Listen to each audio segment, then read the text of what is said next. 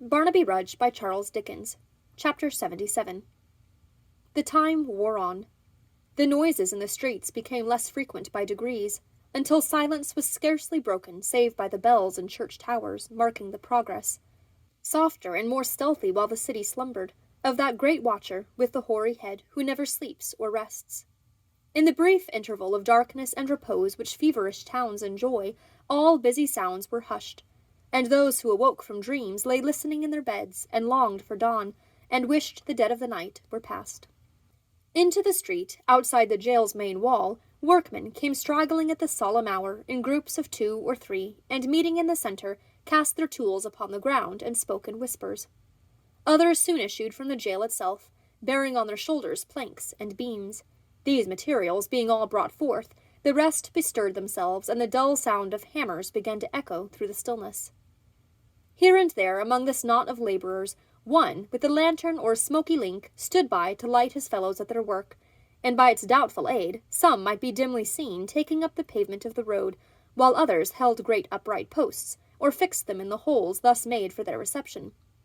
Some dragged slowly on, towards the rest, an empty cart, which they brought rumbling from the prison yard, while others erected strong barriers across the street. All were busily engaged, their dusky figures moving to and fro at that unusual hour, so active and so silent, might have been taken for those of shadowy creatures toiling at midnight on some ghostly unsubstantial work, which, like themselves, would vanish with the first gleam of day, and leave but morning mist and vapor. While it was yet dark, a few lookers-on collected, who had plainly come there for the purpose and intended to remain. Even those who had to pass the spot on their way to some other place lingered and lingered yet, as though the attraction of that were irresistible. Meanwhile the noise of saw and mallet went on briskly, mingled with a clattering of boards on the stone pavement of the road, and sometimes with the workmen's voices as they called to one another. Whenever the chimes of the neighboring church were heard, and that was every quarter of an hour, a strange sensation, instantaneous and indescribable, but perfectly obvious, seemed to pervade them all. Gradually a faint brightness appeared in the east, and the air, which had been very warm all through the night, felt cool and chilly. Though there was no daylight yet, the darkness was diminished, and the stars looked pale. The prison, which had been a mere black mass with little shape or form, put on its usual aspect, and ever and anon a solitary watchman could be seen upon its roof, stopping to look down upon the preparations in the street. This man, from forming, as it were, a part of the jail, and knowing or being supposed to know all that was passing within, became an object of much interest, and was as eagerly looked for and as awfully pointed out as if he had been a spirit. By and by the feeble light grew stronger, and the houses with their signboards and inscriptions stood plainly out in the dull grey morning. Heavy stage wagons crawled from the inn-yard opposite, and travellers peeped out, and as they rolled sluggishly away, cast many a backward look towards the jail.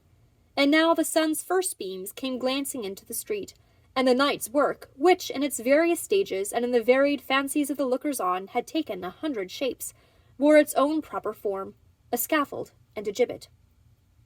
As the warmth of the cheerful day began to shed itself upon the scanty crowd, the murmur of tongues was heard, shutters were thrown open and blinds drawn up, and those who had slept in rooms over against the prison, where places to see the execution were let at high prices, rose hastily from their beds. In some of the houses, people were busy taking out the window sashes for the better accommodation of spectators. In others, the spectators were already seated, and beguiling the time with cards or drink or jokes among themselves. Some had purchased seats upon the housetops, and were already crawling to their stations from parapet and garret window. Some were yet bargaining for good places, and stood in them in a state of indecision, gazing at the slowly swelling crowd, and at the workmen as they rested listlessly against the scaffold, affecting to listen with indifference to the proprietor's eulogy of the commanding view his house afforded, and the surpassing cheapness of his terms. A fairer morning never shone. From the roofs and upper stories of these buildings, the spires of city churches and the great cathedral dome were visible, rising up beyond the prison into the blue sky, and clad in the color of light summer clouds, and showing in the clear atmosphere their every scrap of tracery and fretwork, and every niche and loophole. All was brightness and promise, excepting in the street below, into which, for it yet lay in shadow, the eye looked down as into a dark trench, where, in the midst of so much life, and hope, and renewal of existence, stood the terrible instrument of death. It seemed as if the very sun forbore to look upon it. But it was better, grim and sombre in the shade, than when, the day being more advanced, it stood confessed in the full glare and glory of the sun, with its black paint blistering, and its nooses dangling in the light like loathsome garlands. It was better in the solitude and gloom of midnight, with the few forms clustering about it, than in the freshness and the stir of morning, the center of an eager crowd.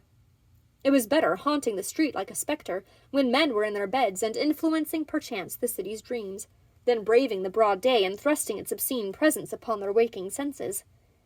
5 o'clock had struck, 6, 7, and 8. Along the two main streets at either end of the crossway, a living stream had now set in, rolling towards the marts of gain and business. Carts, coaches, wagons, trucks, and barrows forced a passage through the outskirts of the throng, and clattered onward in the same direction. Some of these, which were public conveyances, and had come from a short distance in the country, stopped, and the driver pointed to the gibbet with his whip, though he might have spared himself the pains, for the heads of all the passengers were turned that way without his help, and the coach windows were stuck full of staring eyes.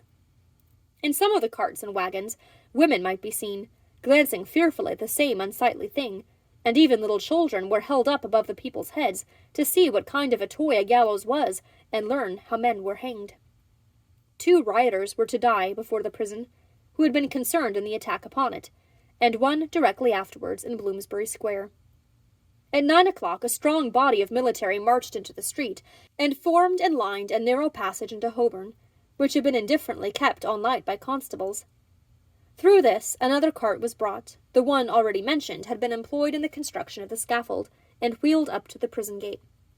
These preparations made, the soldiers stood at ease, the officers lounged to and fro in the alley they had made, or talked together at the scaffold's foot, and the concourse, which had been rapidly augmenting for some hours, and still received additions every minute, waited with an impatience which increased with every chime of St. Sepulchre's clock, for 12 at noon. Up to this time they had been very quiet, comparatively silent, save when the arrival of some new party at a window, hitherto unoccupied, gave them something new to look at or to talk of.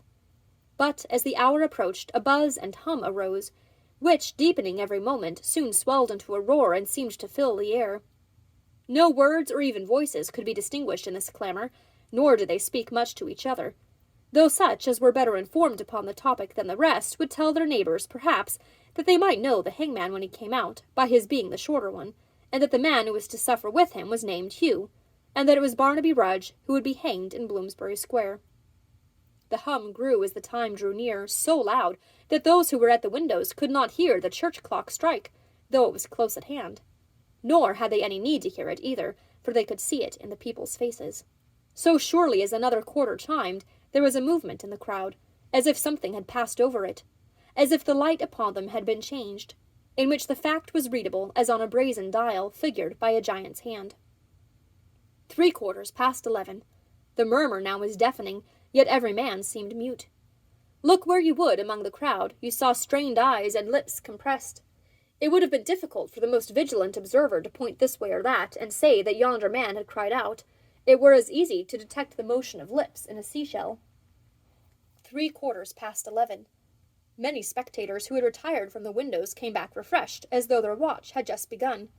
Those who had fallen asleep roused themselves, and every person in the crowd made one last effort to better his position, which caused a press against the sturdy barriers that made them bend and yield like twigs. The officers, who until now had kept together, fell into their several positions and gave the words of command. Swords were drawn, muskets shouldered, and the bright steel, winding its way among the crowd, gleamed and glittered in the sun like a river.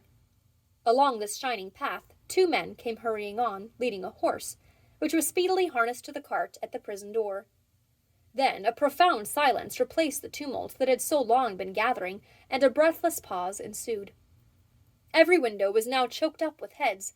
The housetops teemed with people, clinging to chimneys, peering over gable ends, and holding on where the sudden loosening of any brick or stone would dash them down into the street.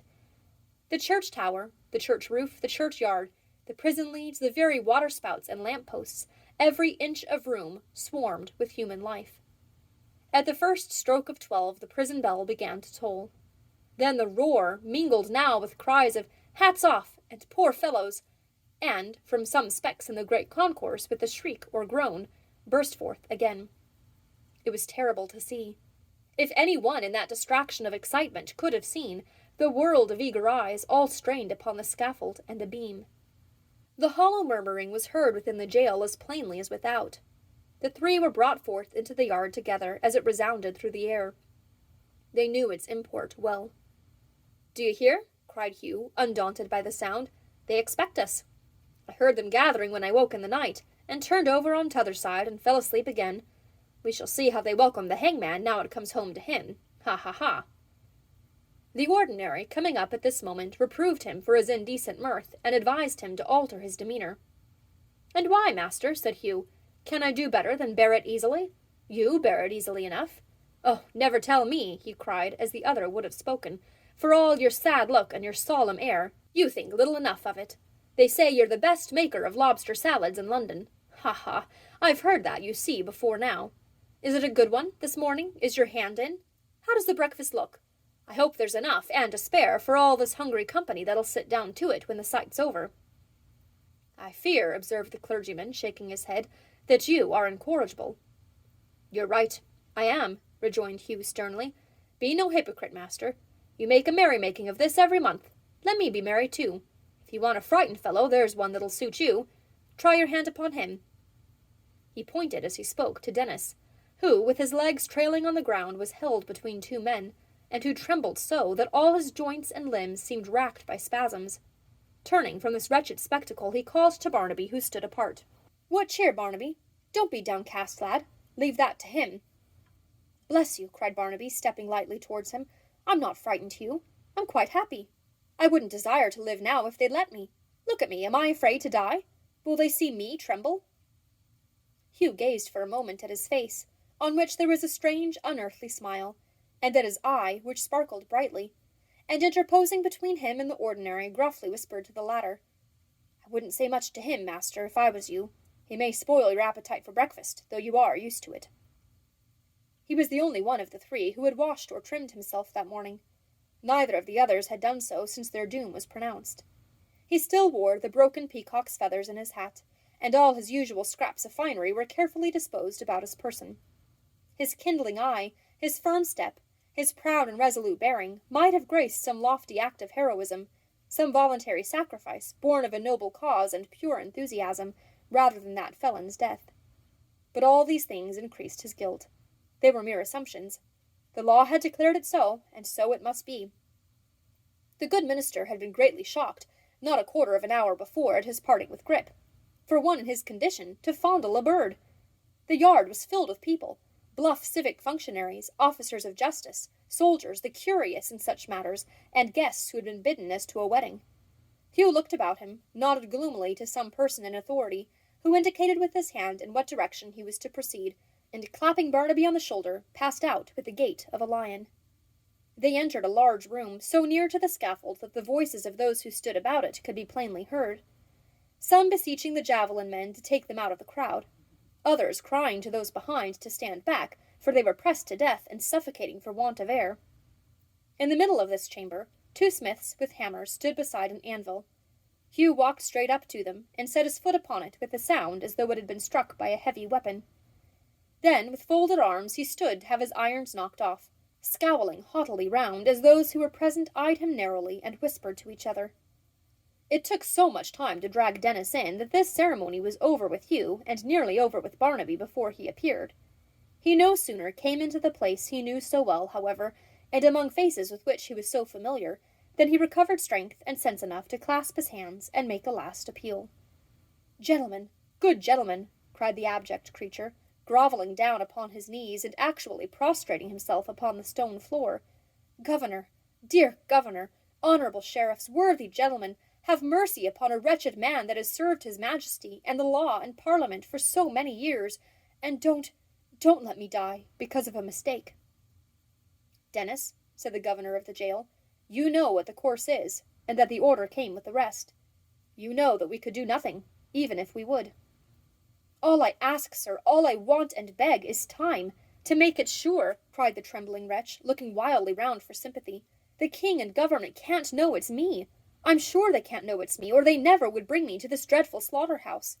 They know my name, but they don't know it's the same man. Stop my execution. For charity's sake, stop my execution, gentlemen, till they can be told that I've been hangman here nigh 30 year. Will no one go and tell them? He implored, clenching his hands and glaring round and round and round again. Will no charitable person go and tell them? Mr. Akerman, said a gentleman who stood by, after a moment's pause, since it may possibly produce in this unhappy man a better frame of mind, even at this last minute, let me assure him that he was well known to have been the hangman when his sentence was considered. But perhaps they think on that account that the punishment's not so great, cried the criminal, shuffling towards the speaker on his knees and holding up his folded hands. Whereas it's worse 100 times to me than any man. Let them know that, sir, let them know that. They've made it worse to me by giving me so much to do. Stop my execution till they know that. The governor beckoned with his hand, and the two men who had supported him before approached. He uttered a piercing cry. Wait, wait! Only a moment, only 1 moment more. Give me a last chance of reprieve. One of us 3 is to go to Bloomsbury Square. Let me be the one. It may come in that time, it's sure to come. In the Lord's name, let me be sent to Bloomsbury Square. Don't hang me here, it's murder. They took him to the anvil, but even then he could be heard above the clinking of the smith's hammers, and the hoarse raging of the crowd crying that he knew of Hugh's birth, that his father was living and was a gentleman of influence and rank, that he had family secrets in his possession, that he could tell nothing unless they gave him time, but must die with them on his mind. And he continued to rave in this sort until his voice failed him, and he sank down a mere heap of clothes between the 2 attendants. It was at this moment that the clock struck the first stroke of 12, and the bell began to toll. The various officers, with the 2 sheriffs at their head, moved towards the door. All was ready when the last chime came upon the ear. They told Hugh this, and asked if he had anything to say. To say, he cried, not I. I'm ready. Yes, he added, as his eye fell upon Barnaby, I have a word to say, too. Come hither, lad. There was, for the moment, something kind, and even tender, struggling in his fierce aspect as he wrung his poor companion by the hand. I'll say this, he cried, looking firmly round, that if I had 10 lives to lose, and the loss of each would give me 10 times the agony of the hardest death, I'd lay them all down. Aye, I would, though you gentlemen may not believe it, to save this one. This one, he added, wringing his hand again, that will be lost through me. Not through you, said the idiot mildly. Don't say that. You were not to blame. You have always been very good to me. Hugh, we shall know what makes the stars shine, now. I took him from her in a reckless mood, and didn't think what harm would come of it, said Hugh, laying his hand upon his head and speaking in a lower voice. I ask her pardon, and his. Look here, he added roughly in his former tone. You see this lad? They murmured yes, and seemed to wonder why he asked. That gentleman yonder, pointing to the clergyman, has often in the last few days spoken to me of faith and strong belief. You see what I am, more brute than man, as I have been often told, but I had faith enough to believe, and did believe as strongly as any of you gentlemen can believe anything, that this one life would be spared. See what he is, look at him. Barnaby had moved towards the door, and stood beckoning him to follow. If this was not faith and strong belief, cried Hugh, raising his right arm aloft, and looking upward like a savage prophet whom the near approach of death had filled with inspiration, where are they? What else should teach me, born as I was born and reared as I have been reared, to hope for any mercy in this hardened, cruel, unrelenting place? Upon these human shambles, I, who never raised this hand in prayer till now, call down the wrath of God. On that black tree of which I am the ripened fruit, I do invoke the curse of all its victims, past and present, and to come. On the head of that man, who in his conscience owes me for his son, I leave the wish that he may never sicken on his bed of down, but die a violent death, as I do now, and have the night wind for his only mourner. To this I say Amen, Amen. His arm fell downward by his side. He turned, and moved towards them with a steady step, the man he had been before. There is nothing more, said the governor. Hugh motioned Barnaby not to come near him, though without looking in the direction where he stood, and answered, There is nothing more. Move forward. Unless, said Hugh, glancing hurriedly back, unless any person here has a fancy for a dog, and not then unless he means to use him well. There's one belongs to me, at the house I came from, and it wouldn't be easy to find a better. He'll whine at first, but he'll soon get over that. You wonder that I think about a dog just now, he added with a kind of laugh. If any man deserved it of me half as well, I'd think of him."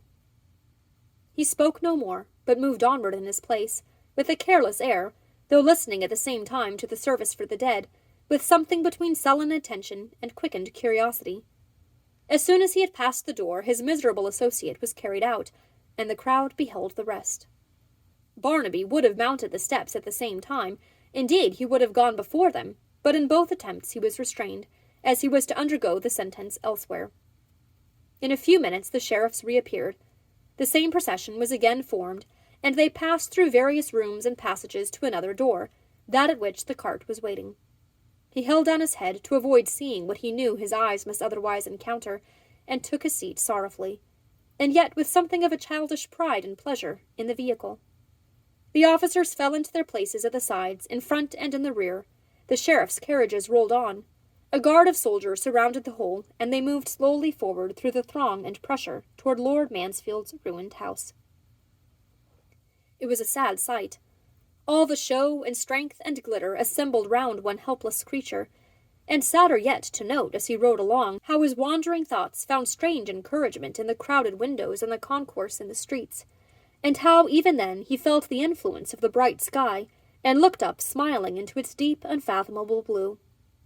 But there had been many such sights since the riots were over, some so moving in their nature, and so repulsive, too, that they were far more calculated to awaken pity for the sufferers than respect for that law whose strong arm seemed, in more than one case, to be as wantonly stretched forth, now that all was safe, as it had been basely paralyzed in time of danger.